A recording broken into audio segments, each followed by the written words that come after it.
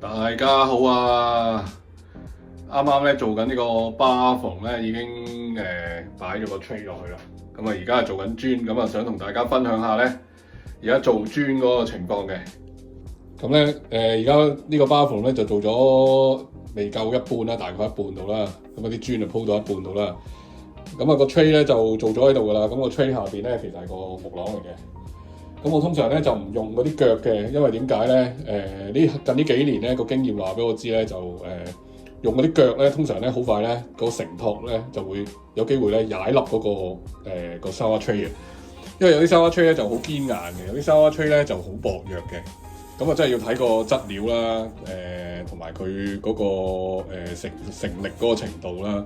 但係如果用嗰啲腳咧，因為佢可能係咁樣打咗幾隻腳喺個底嗰度咧，咁所以咧佢個承托咧，我覺得咧認為咧都係唔夠做一個木廊喺個底嗰度，然後再一塊板鋪塊面平咗佢，跟住咧再晾上去咧夠佢穩陣嘅。咁我而家咧下邊咧就係已經做咗個木廊噶啦，咁就我亦都諗埋第日維修係點樣嘅。咁個去水咧就喺呢個位啦，隻手咧就等到入去呢度咧就扭翻開嗰個嘢，即係嗰個去水嗰個嘢咧出嚟咧做維修嘅。咁因為咧個去水咧喺呢度喺呢個位，原本咧諗住等喺入邊嘅，就直出翻咁啊走啦。咁啊但係諗過咧之後咧究竟點維修咧？咁我咪要兩個人，一個人喺上邊扭，一個人喺下邊扶住。咁我就都係諗過咧一個人維修嘅情況下咧，我都係擺翻喺出邊。咁一條喉咧就係可以咧扭得鬆啦，同埋嗰邊咧亦都係可以咧用手扭到嘅，而唔係 push fit 嗰啲。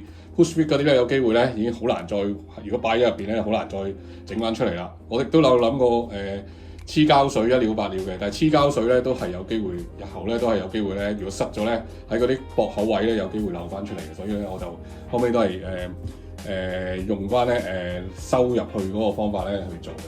咁啲磚啊黐咗，而家咧黐咗一半度啦。咁你見到咧橙色呢啲咧就係防漏紙嚟嘅。咁啊防漏紙啦嗱，如果睇到咧一個巴縫咧究竟個底層係點樣咧？其實咧睇呢度可以睇到啊。